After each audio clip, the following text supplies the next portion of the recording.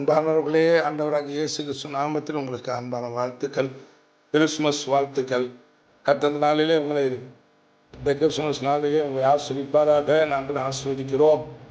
இந்த நாளிலும் எஸ்ஐயா 9ஆம் அதிகாரம் 6வது வசனத்தை நான் பார்க்கலாம். 9ஆம் அதிகாரம் வசனம் 6.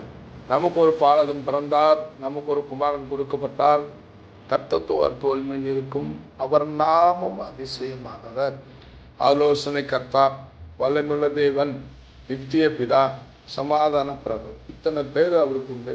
ஏராளமான நாமம் அவருக்கு உண்டு. அது முக்கியமாக அவர் பிறந்த அந்த நாளிலே தேவ தூதர்கள் அவரை துதித்து பாடினார்கள். என இதுதான் அதிசயமானவர், அவர் நல்ல ஆலோசனையில் சிறந்தவர், வல்லமையுள்ள தேவன், நித்திய பிற என்றென்றுமாய் இருக்கிறவர், சமாதானத்தை கொடுக்கிறவர்.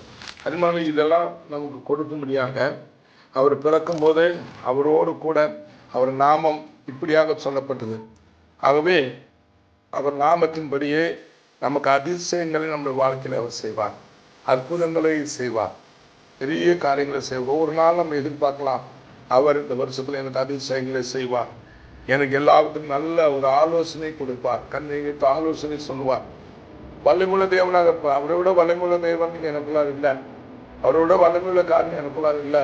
எனக்கு நான் சந்திக்கிற பிரச்சனைகள் போன்ற எல்லாத்தோட அவர் மிகவும் பெரியவராக இருக்கிறார். அவர் எல்லாத்தையும் நான் ஜெயித்து வாழ்வேன், ஒன்றும் என்னை மேற்கொள்ள முடியாது. நான் அவருடைய வல்லமையினாலே நான் மேற்கொள்வேன். அவர் எனக்கு எல்லாத்தையும் ஜெயித்தவர், வல்லமையுள்ள தேவன், என்னுடைய தேவன். அது மட்டுமல்ல, நாம் எனக்கு நித்திய எந்தெண்டைக்கும் நம்ம அப்பா அம்மாலாம் இருந்தவங்க புரியல, ஆனால் அவர் எந்தெண்டைக்குமா நம்ம நித்தியதாக உயிரோடு கூட இருக்கிறவராகவே இருக்கிறார் என்ற தேதி பார்க்க நமக்கு சமாதானத்தை கொடுக்க முடியாது. அறிஞர்களே, என் இதுதான் உங்களுக்கு எம்பசைஸ் பண்ண விரும்புகிறேன். சமாதானத்தை ஒவ்வொரு பணம் கொடுத்தாலும் கிடைக்காது, வேறு எங்கே தேடி போனாலும் கிடைக்காது. அது இயேசுவிடத்தில் மட்டும் உண்டு.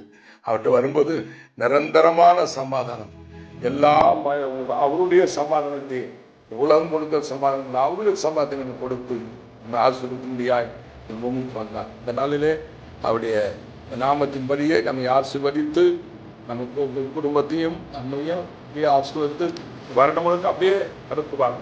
உங்களுடைய சந்தோஷத்தையும் அவர் பிறந்த நாள் என்ன சந்தோஷம் மகிழ்ச்சி வந்ததோ அதே சந்தோஷம் மகிழ்ச்சி இந்த ஆண்டு முழுவதும் உங்களுக்கு வருவதாக என்று சொல்லி மீண்டும் கிறிஸ்துமஸ் வாழ்த்தையும் புத்தாண்டு வாழ்க்கையும் சொல்லி இந்த வாழ்க்கையை நான் ஆசீர்வதிக்கிறேன். ஆமென். ஆமென். டாக்டர் சொல்றோம்.